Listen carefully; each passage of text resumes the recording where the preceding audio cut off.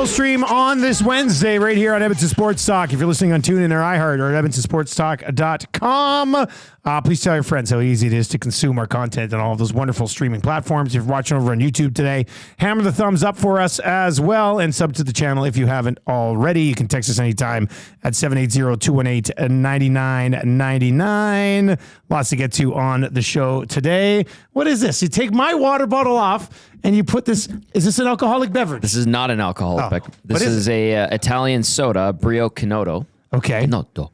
And Italian Center? Yeah, Italian Center. I went and paid them a visit. Did you? I had a few bites of my panino, but I saw your bottle there, and I was like, let me put the Canotto. Did you get a panino today? I did, yeah. Oh, dang, after the hangout, you went down there. Nice. I was a hungry boy, yeah, as they say. You didn't eat a full panino. Oh, no, I didn't even get through half of it. Of course not. Nobody ever eats. I can't imagine sitting down and eating a full panino. I used to do that as a child. Did you? Yeah, I don't know as a young man. As a young boy. Wow. So good. So fresh. That's interesting. It was busy there. It's always busy there. It is always busy. Phenomenal place. Yep. If you haven't checked it out yet, Italian Center Shop, presenting sponsor of That's Good on the Nielson Show. Should have brought paninos back for a couple of the other boys, Tommy. Well, everybody's brought. I brought paninos back last week. I brought 4 of them. You did? Here. Oh, I did. Oh, I did. Nice. Sorry, would you like some?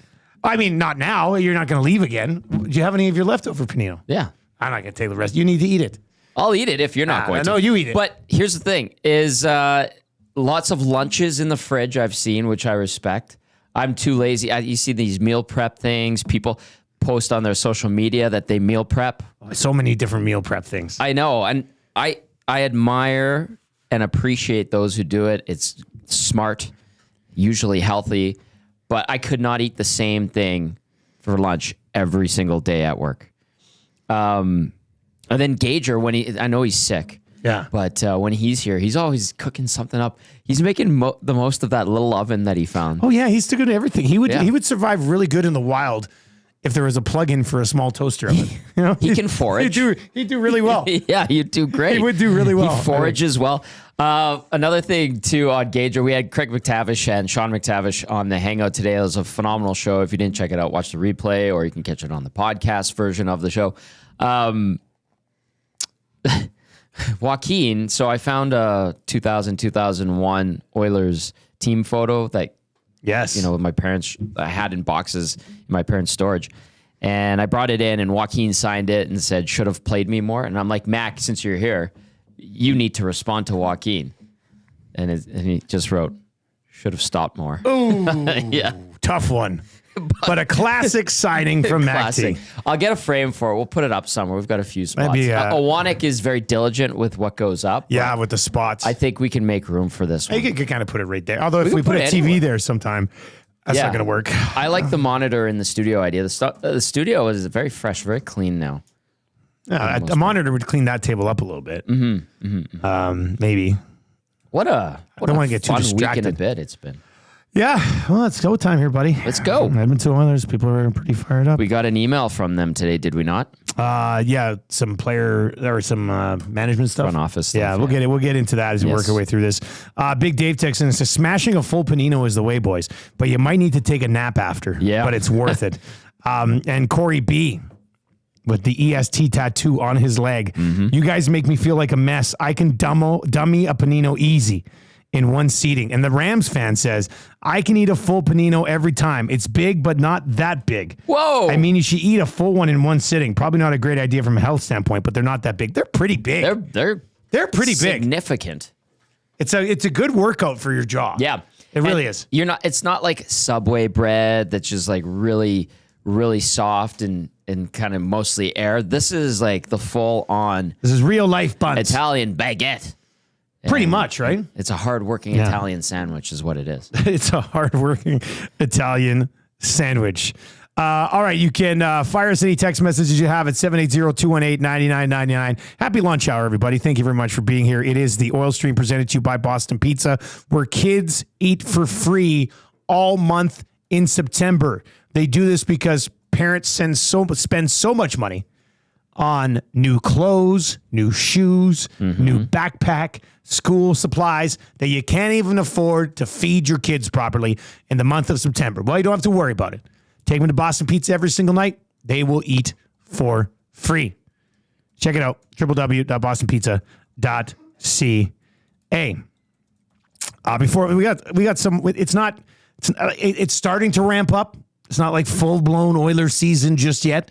We've got some things that we certainly can discuss. Yeah. But Tommy also went and saw Beetlejuice. Oh, thank you. Last night, the second one. The second one, and I was kind of starting to describe it to you because you're like, how was Did you love the first one? I was scared of the first one. I watched it once as a kid, and that was it. Really? Yeah, I haven't seen it as an adult. I like the first one. Like, there's a lot of classic moments. I love Michael Keaton. Michael Keaton has become one of my favorite comedians, actors ever. And he's right up there with Bill Murray. And so I loved him. The best part of The Flash was Michael Keaton as Batman. I think Still haven't seen The Flash. Michael Keaton as Batman is the best part. Like, yeah. Anyway, so Beetlejuice, I was like, let's see where they take this. And I didn't dislike it. I thought it was okay. I enjoyed where they went with the story. I think, is it Tim Burton kind of capped it off, and you're like, oh, okay, now I know. It was satisfying, but I didn't like laugh out loud a lot. Yeah, but some of the jokes, I was like, they didn't okay. damage the first one by doing the second one. I don't think so. That's what you always have to worry about. They built off the first one, yeah, and I think they had enough callbacks, as they say, and Easter eggs. But the origin story of Beetlejuice is kind of funny. They get a little snippet of it. Oh yeah, and he speaks Italian. Oh really? Yeah, it's hilarious. Do you think he could eat a full panino? Definitely, with bugs in it. Oh, gross. Yeah, I know. I listened to Keaton. He was on the Smartless podcast like a couple weeks ago, and those guys are so good too. It was really good. He's a funny guy. Keaton. Yeah, he can kind of do everything. I think he's kind of knocked out of the park. I watched a movie he did, The Founder, where he founded McDonald's. Mm-hmm.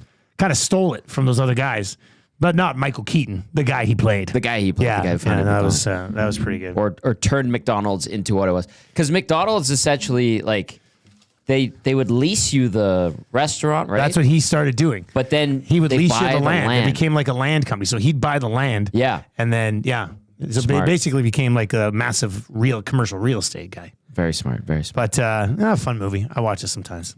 It is a good movie. All right, let's get into the oil stream. Hey, did anybody figure out that printer yet out there? Did it print off like a bunch of my stuff? Oh, I printed off like I think 3 copies of the oil stream kind of rundown for today. Oh, Hernan and Reed were using it as waste paper. I'm just kidding. My notes for the show today Right. as waste paper. I'm kidding. All it says in big capital letters is ROI. Rankings of importance. Let's go. We're going to get to rankings of importance as we work our way through the show today. Travis Dermott, PTO, coming down the pipe here as well. Rookie camp is open as well. Is there a big trade coming for a defenseman before the beginning of the season? Some would like to make you think there is. That might be a little tough to pull off at this point. But actually, Tommy, let me ask you this. Of all the things I kind of just laid out there that we're going to talk about today, Travis Dermott, PTO, rookie camp begins. Rankings of importance. We got Oilers point totals over at Cool Bet. We'll try to get to a little bit of that. What excites you the most out of all this stuff? I know none of it's like you're not the PTO. Although I'm oddly curious about the PTO. Rankings of importance are exciting. We got a good group today. We're going from 20 to 16 today. Yep. I think rookie camp getting going. Not so much who is there, but just it now makes it feel like it's official. It is hockey season. And that's always exciting. You're wearing your new sneaks on your first day of school. It's the same thing when you get back into training camp. You get to see everybody again.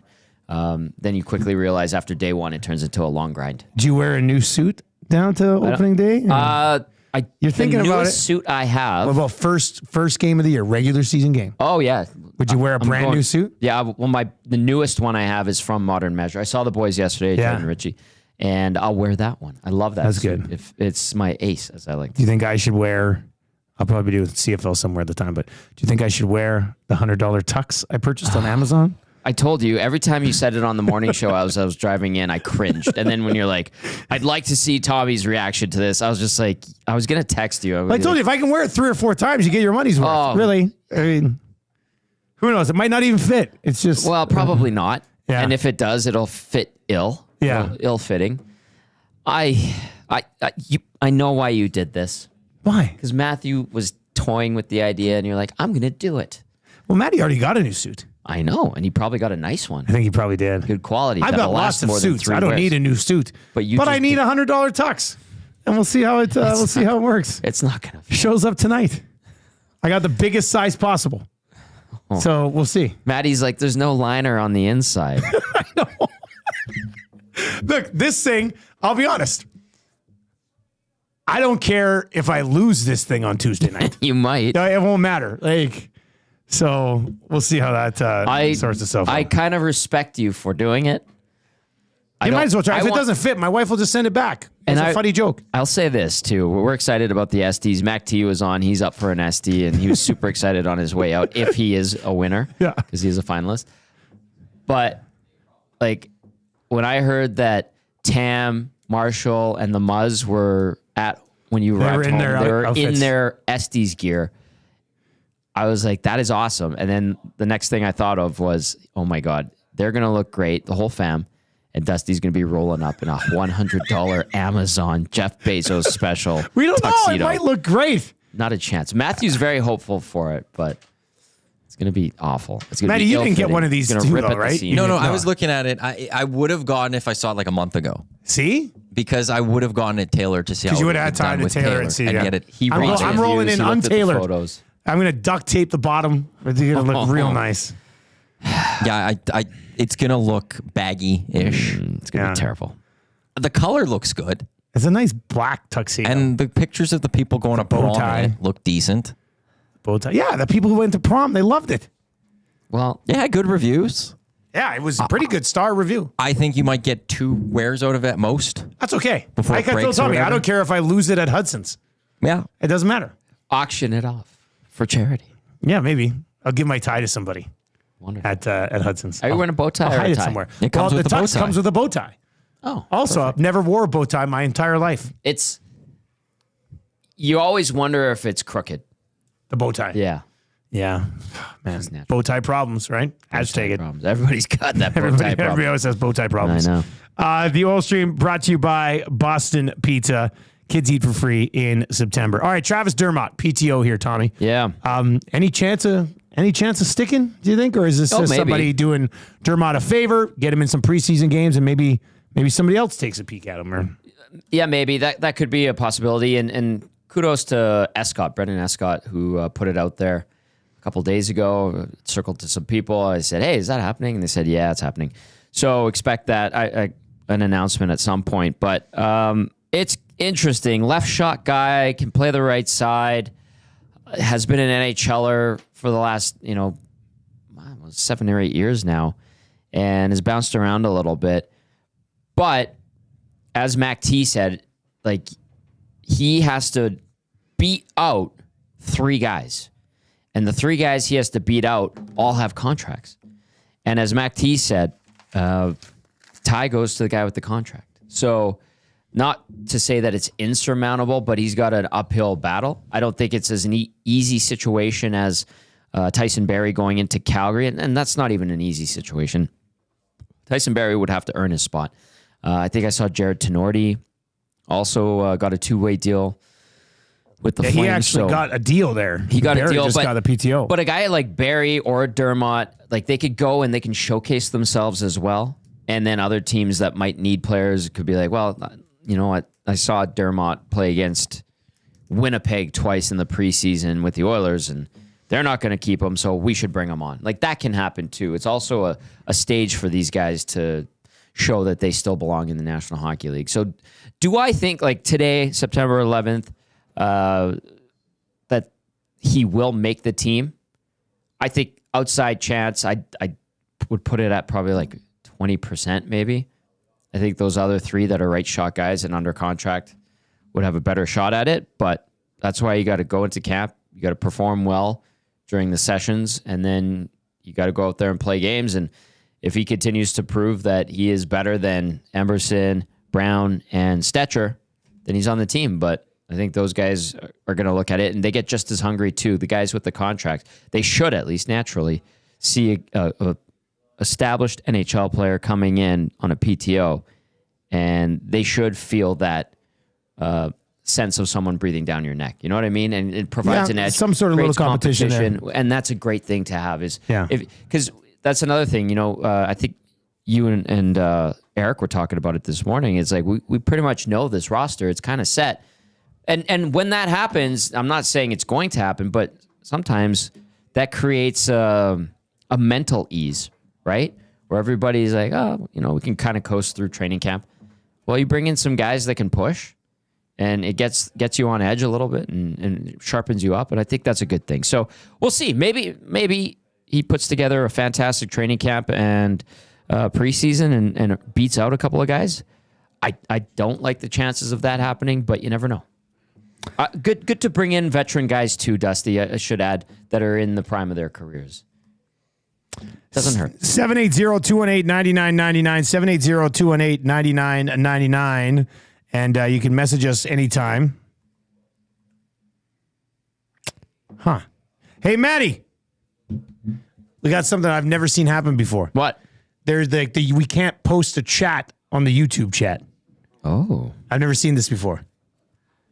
I don't know what's going on. That's got to be a YouTube problem. Yeah, like I even tried to post a chat on the YouTube chat, and it didn't go in there. Oh, YouTube. Fix it, Google. So Fix it. I don't know. Text us, 780-218-9999. Yeah, I don't know. Does anybody know how to fix the chat on a YouTube? We got lots of text messages we'll get to anyway. It's an IT But problem. just for you right now, if you're trying to like post something in the nasty chat, I was wondering because it had totally slowed down. I was like, wait, what's going on with the nasty chat? And somebody texted in and said they're getting an error on the chats today. So I don't know why. Nasty Chat's its own little world. Yeah. I don't know why that. Anyway, Kev, thanks for the heads up. Thanks for the heads up. If you're listening on TuneIn or iHeart or at EdmontonSportsTalk.com. TubeSuck says, have I been banned? Yes. No, I don't know. It's Yes, just our chat does not appear to be working right now. So we'll try to figure that out. This one is in. It says, guys, like I said this morning, have you ever seen this, Manny? The YouTube chat's not working. That's got to be. Nobody can post a comment in the YouTube chat. Oh, Lars just did. Did he? Is it back? Yeah, it's back. Oh, wait. Now Rob from the Grove says, it's not working. Seems okay now. Test. We're back. We're back. Nasty Chat is There we go. We're They've back. been there all show. No. It's shut No, down. it's shut Even down. I tried doing it and then nothing came through. Well, I'm not YouTube, so Well, I know, but we always yell to you for everything, right? Maddie! I'll get on the phone with you with Google and see what I can Maddie, do. Thank you. The meatloaf. What that we know now, Maddie? Let's get into that. All Let's right, go. so Let's it's go. good. We're back, baby. Hey, thumbs up if you like the chat being back. Hey, that's it's pretty exciting. Pretty exciting stuff. Anyway, back to this text message. Dermott shoots left, so this made no sense to me, but he played in Erie with McDavid and for Knobloch, so I'm guessing that's why. He can play both sides, apparently. Yep. And there is a connection to both the head coach and Connor McDavid. Correct. So, Also, in the hockey world, this happens, and it should be a surprise to nobody. People do favors for their friends and peers that they like. And again, that would, if this is a favor, give him a shot, see what he could do, or provide him with the opportunity platform to showcase himself. Right? yeah, do you think he's going to make it? Anybody want to chime in on that? 780-218-9999. Does Dermott end up sticking around here after training camp? So we'll see. We'll see how it goes. Yep. Absolutely love it. What say you? I accidentally signed myself. We'll get to rankings of importance, but let's dive into this for Popeyes right now. Your spicy headlines as rookie camp now open for the Edmonton Oilers. What do you think is, they go out, they play in the tournament. What are we talking about when they come back and you're like, let's see what happens going into main camp? Because I would think the Oilers probably want main camp to be as tight as they possibly can, right? You've pretty much already got the team. How many guys are going to stick around? But you also don't want to have all those guys play a bunch of preseason games. So you're going to have to keep a good chunk of guys around to get some game action. So what do you think, even if it's just like a surprise guy that we're talking about, what do you kind of expecting from this? The people that'll watch the Young Stars Classic, or maybe some will go out to Penticton and watch. It's a great event. Will likely be keeping their eyes on Matthew Savoy, right? I think Sam O'Reilly will be getting some attention as well, the first rounder that the Oilers traded into the first round to pick, 32nd overall. I think too on the defensive side, Bo Akey's going to get a lot of attention. Obviously got hurt last year. Yeah, missed it. He had an okay camp for his first camp, right? He looked okay in the preseason. He played in the early preseason game. And then one guy to kind of keep an eye on and has slowly and quietly developed in the system is that Max Wanner. See if there's any progress there. Now, if you're talking about like sleepers or people maybe we forgot about, I think we need to point out Matvei Petrov, who's got a world of talent, had a decent second pro season last year. I think he performed better stats-wise than Xavier Bourgault had last year. And so that's a guy that's in the system that we'll keep tabs on for sure. And then the other one, I mean, thankfully, Eric mentioned him on the injury report. Guy's not tough enough to play every single Oilers game day on the Orange and Blue breakfast, and that's Brady Stonehouse. Ah, yes. Right. Yeah, you do have Stonehouse. He's in there. A couple of things, I guess. Wanner's interesting because if he has a solid rookie tournament and then that's a guy that you could see them run out for more than half the preseason games until it's time to sort of lock things down. If he performs well early in the preseason, but the way this blue line is currently constructed, Tommy, there's going to be a lot of people being like, how do they not give Wanner a shot to kind of get going here early in the season? Well, yes, there will be those who say that, but the answer is let's see how he does in Bakersfield. Let's see how he handles a little more responsibility. So that's what I would say. I don't like to throw cold water on ideas like that. It's just tempering expectations.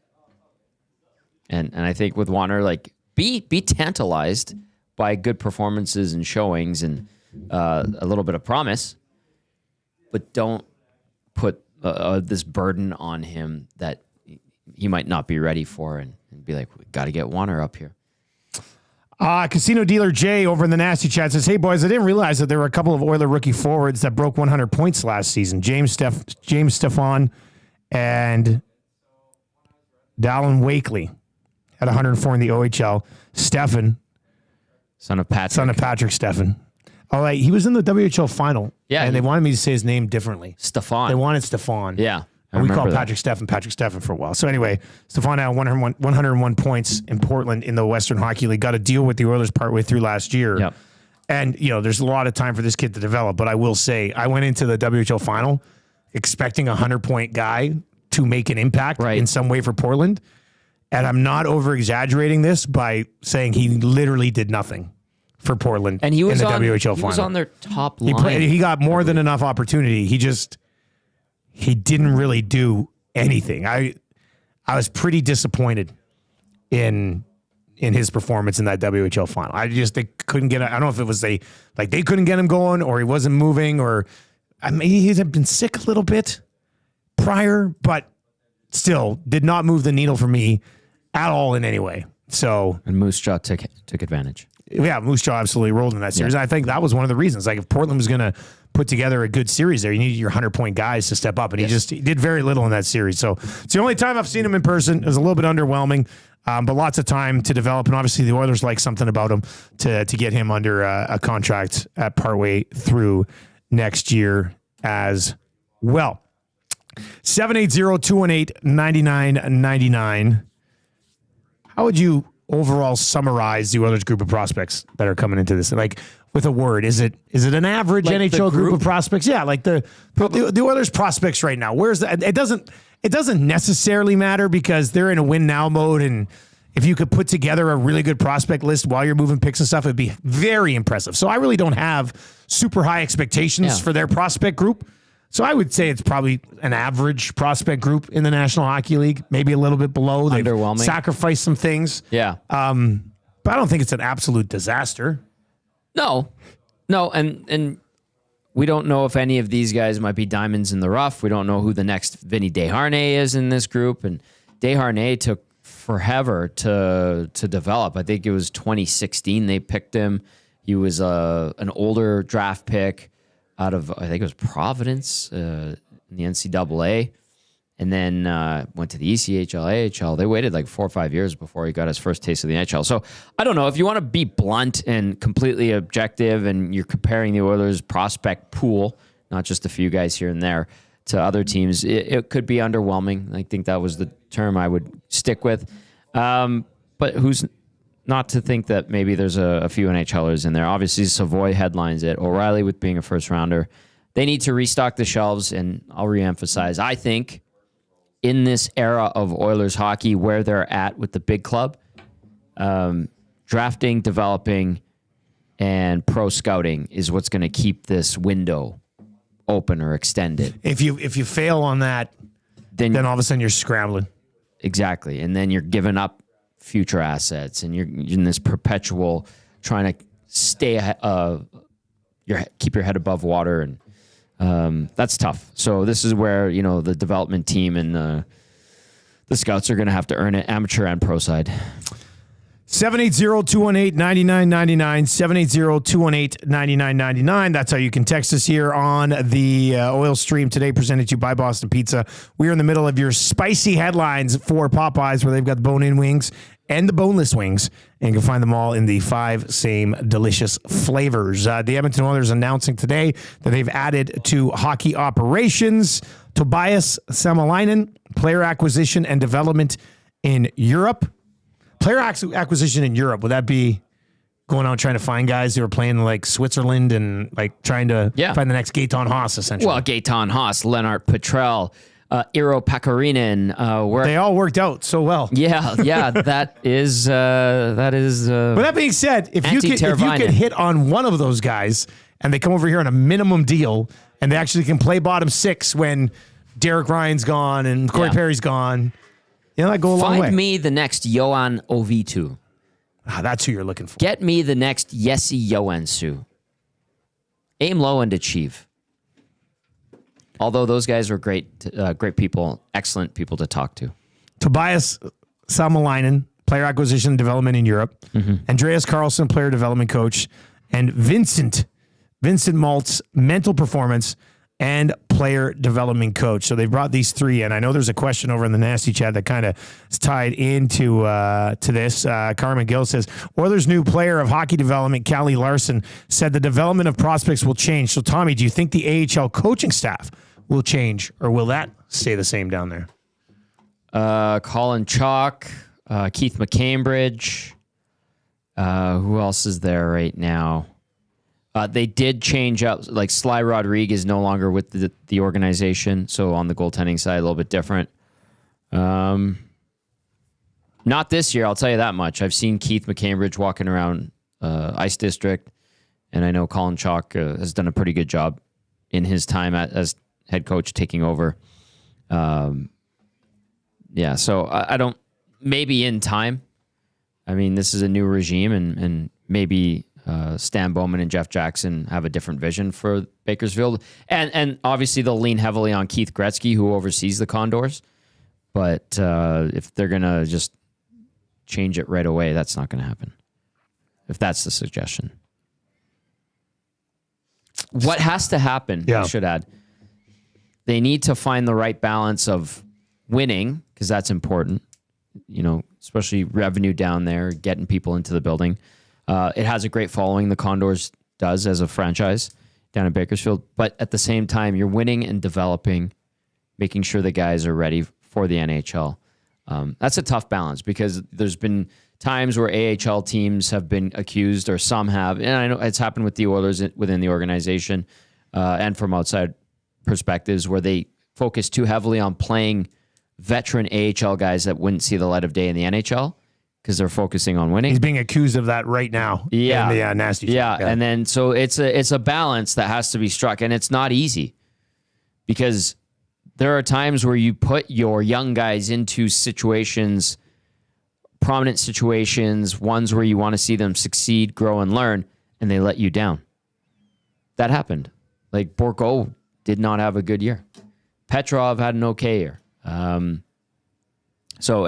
And then, you go, well, why the hell aren't our guys developing? Where put them on the power play, get our grinders to be on the PK, so that when they get a shot at being ready to be in the NHL, they know the system and this and that. Well, I put them out there, Keith, and this guy, he didn't know how to play our PK system, and I can't trust him, and we want to win games. So you're walking a fine line, and sometimes it's unenviable, but the good ones, the good coaches find ways to make it work. All right. That is your spicy headlines presented to you by Popeye's Louisiana Kitchen. Check out their boneless wings if you've not had them already. Any of the chicken at Popeye's is absolutely delicious. This is the Oil Stream presented to you by our partners at Boston Pizza, where kids eat for free for the entire month of September. Absolutely terrific deal. You're going to love that. All right. The rankings of importance. It is time to continue these bad boys. Let's recap from what we saw on the rankings of importance last week. I know people are like, rankings of importance or die. Let's get into this. Okay. We hit the honorable mention and 25 to 21 on Wednesday's Oil Stream. I will be gone on Friday, but this will continue on Friday. Noah Philp, the honorable mention. Olivia Rodrigue, 25. James Hamlin, 24. Josh Brown, 23. Maddie Savoy, 22. Ty Emberson, a controversial 21. You can't put the weight of the... I'll reiterate. You could have had him ahead of number 20, though. Yeah. Right. Maybe I'm just trying to make a point. I don't know. Or I just... So today we're going to go 20, 19, 18, 17, 16. Starting at number 20, recently acquired in a deal possibly viewed by some to replace Dylan Holloway. Vasily Podkolzin coming in at number 20 on Tommy Gazzola's ROI, the rankings of importance. Yes. Tell me why Podkolzin at 20. Okay. Because I forgot. No, I'm not just. I forgot about him. No, I didn't. This is a guy. Listen, he's been up and down the last few seasons. First rounder, top 10. I think he was 10th. Yeah, he was in 2019. And it hasn't really worked out for him the last couple of years, especially last year under Rick Tocchet. He played 19 games, 2 assists, 8 penalty minutes, -4. Did get into a couple playoff games for the Canucks, but I think, obviously there was an expectation there in Vancouver for him. He actually had an okay rookie season. Yeah, I'm kind of intrigued by it. Right? Like 21-22, played 79 games, 26 points, +7. You're like, there's some promise. And then the Canucks, that was what Bruce Boudreau, Filthy Bruce, took over that team, right, for Travis Green.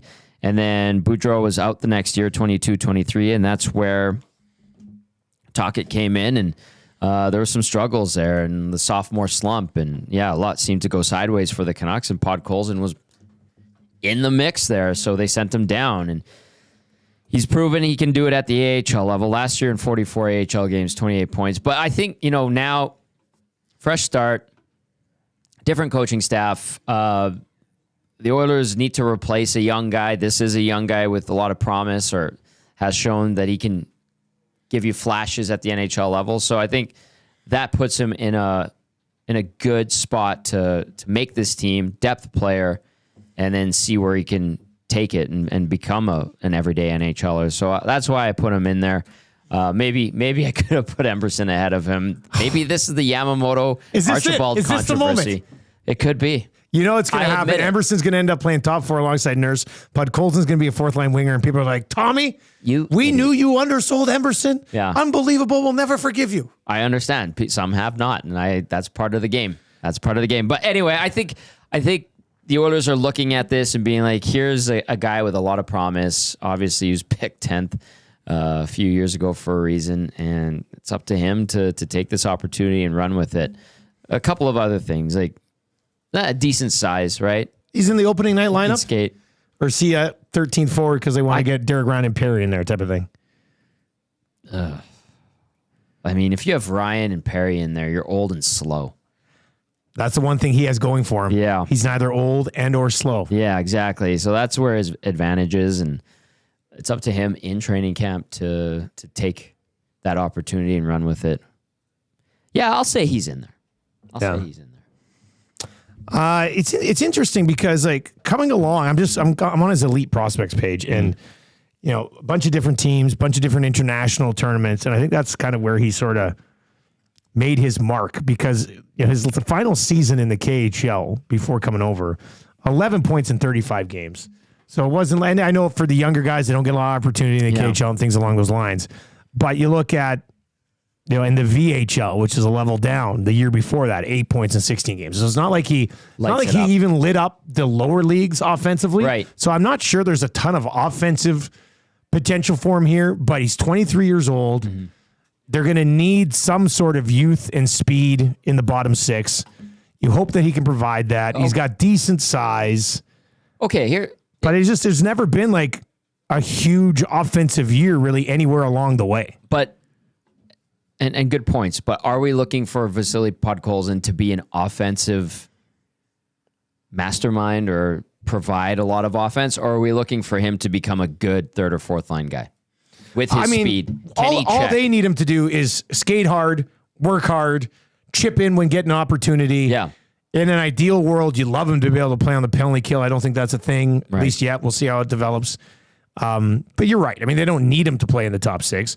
Maybe the Oilers just view him and maybe where he settles in. And when somebody gets drafted, where these types of guys get drafted? Yeah. You have these expectations that, they're going to be this one day. They're going to be that one day. But maybe he just becomes a really good fourth line forward that you can throw up onto the third line once in a while and maybe you get something out of him. Question to the nasties, people watching and listening. If Vasily Podkolzin is a semi-regular in the Oilers lineup this year, let's say he plays 50 games. Podkolzin. Okay. Podkolzin. If he gives you 20 points, 15 to 20 points, and in the short term kind of fills what Dylan Holloway would have been providing this year, keep in mind Holloway had 9 points in 38 games with the Oil.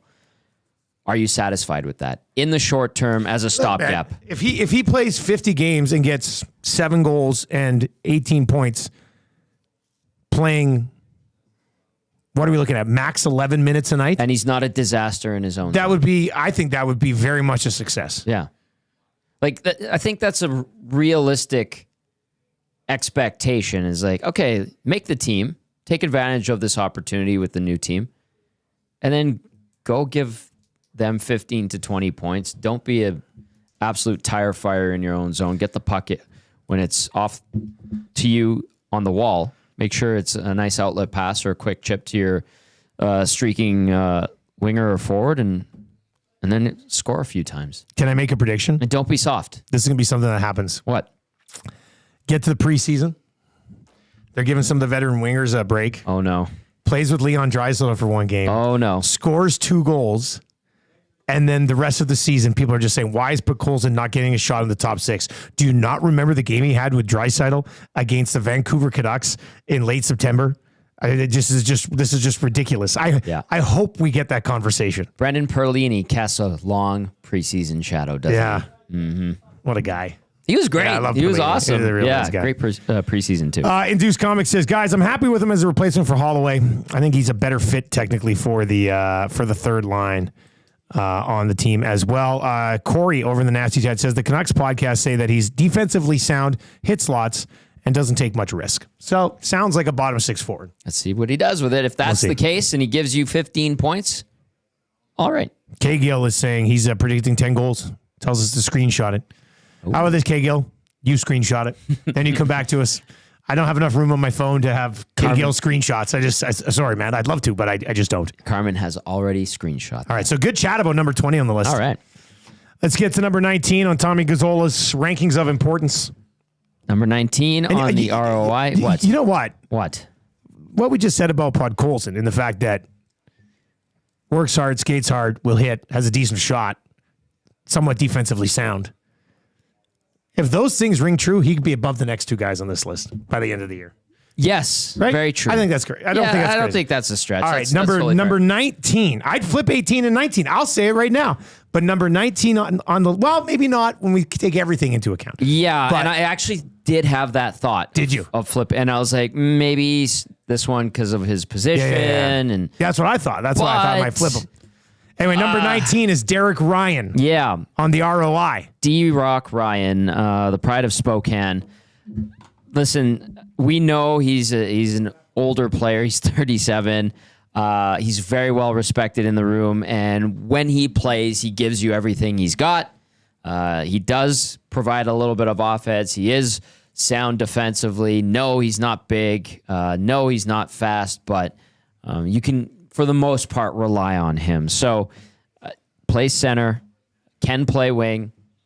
So there's a versatility factor there. And I had him ahead of Podkolzin for a couple of reasons. And one of them, too, is, respect for the body of work he's put together and his stature within this organization and on this team. So that's why I have him in at 19. Am I expecting anything more than the 12 points that he provided last year? No.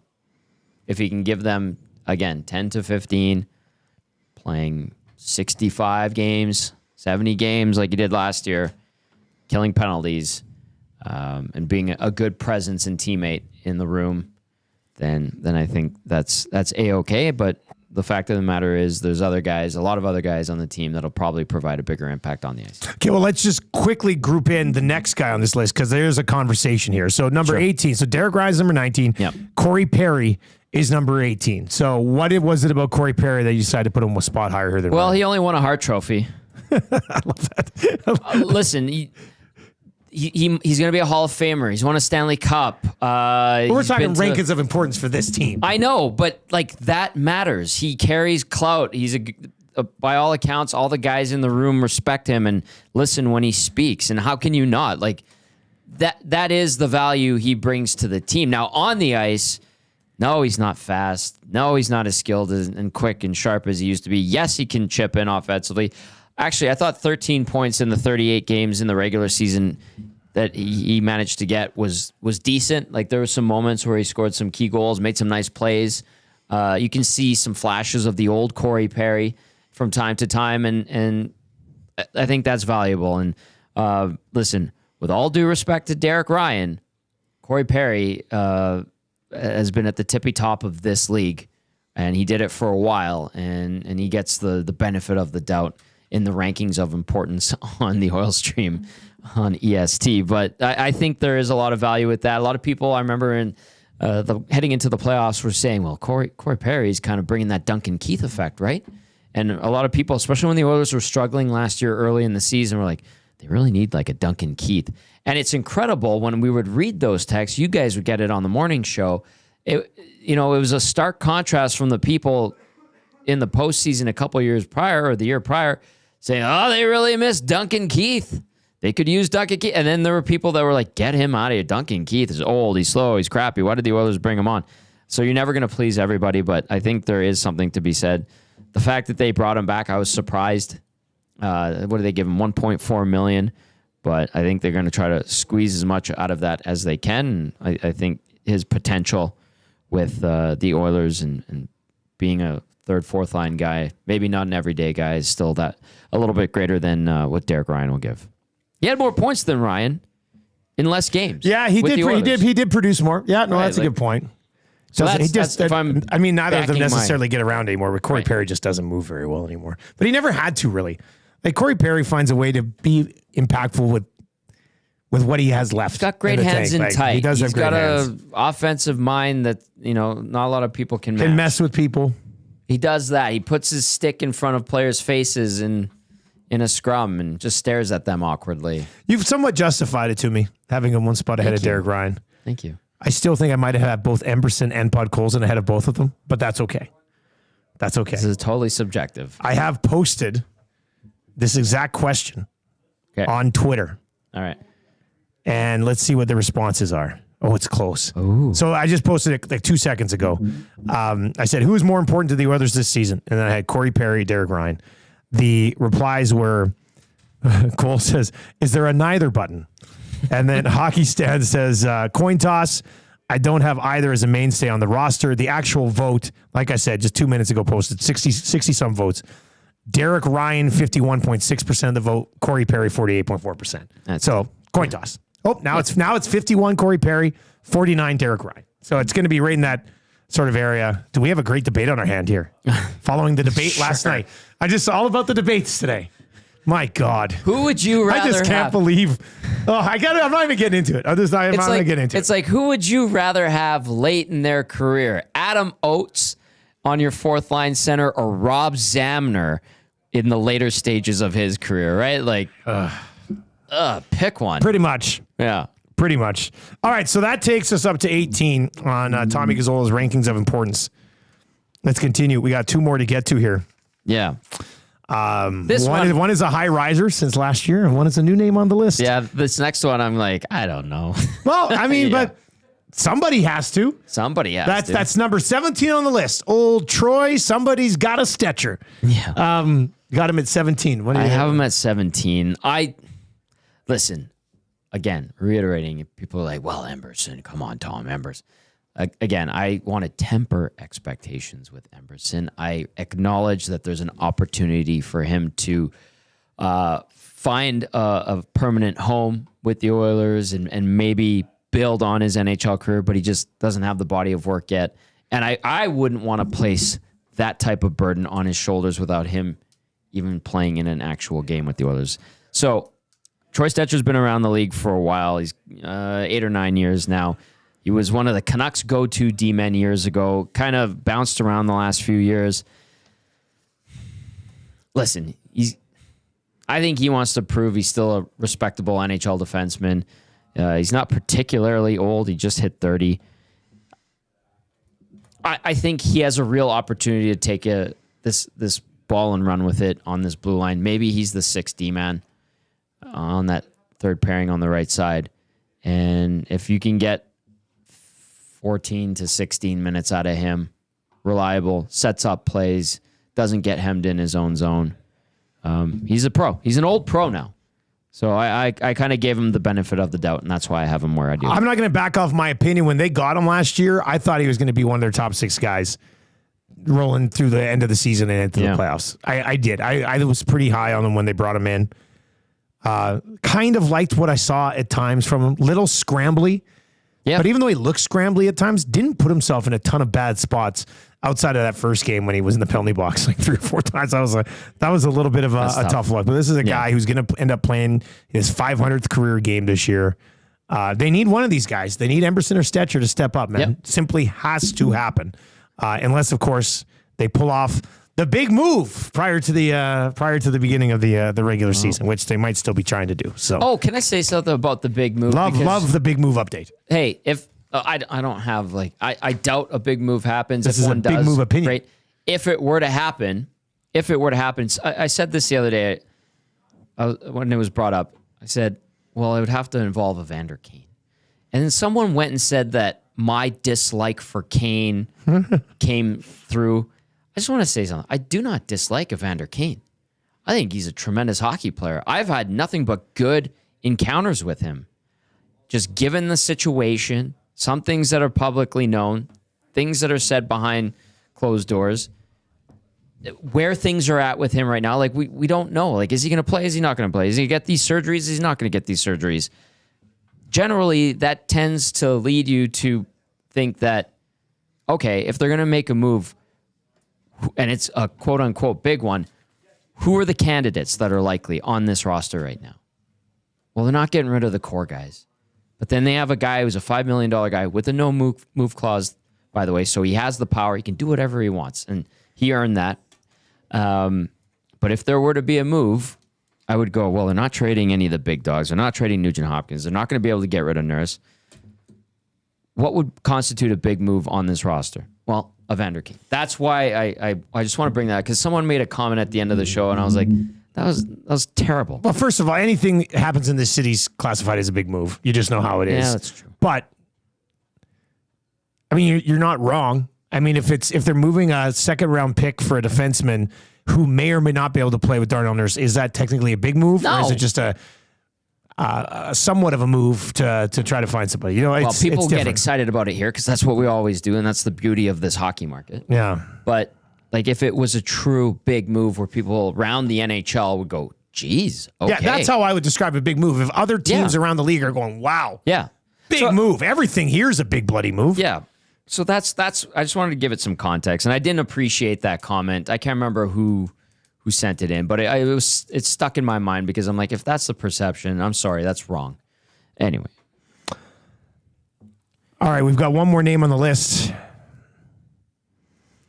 An honorable mention just a year ago. Finds himself at 16 on the list. Calvin Pickard, you Brilliant bastard. Unbelievable. Yeah, blind squirrel finds a nut every now and then. At this stage of his career, climbing Tommy Gazzola's rankings of importance. What a story.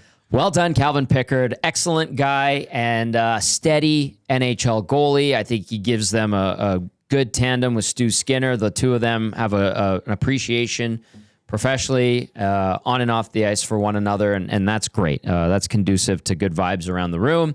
And that can translate onto the ice. And it seems like the players around and in front of Calvin Pickard like to play for him and with him. And that ended up getting him a contract extension with the Oil. So Calvin Pickard, bided his time in the AHL, was a good goalie for the Condors. When he got his opportunities with the Oilers, he took advantage, and good on him for sticking with it. And I think he's still a viable NHL goaltender. I think he's going to be a solid backup. I think he's going to put together some good wins. I think he's going to have a nice record this year for the team. And, there might be some nights where the defense, and it's fair to look at it and go, I have some questions about this defense going into the season. I'm with you. So they're going to need goaltending on some nights. And I think Stuart Skinner and Calvin Pickard can make up for some of those blemishes on the blue line until that blue line gets shored up.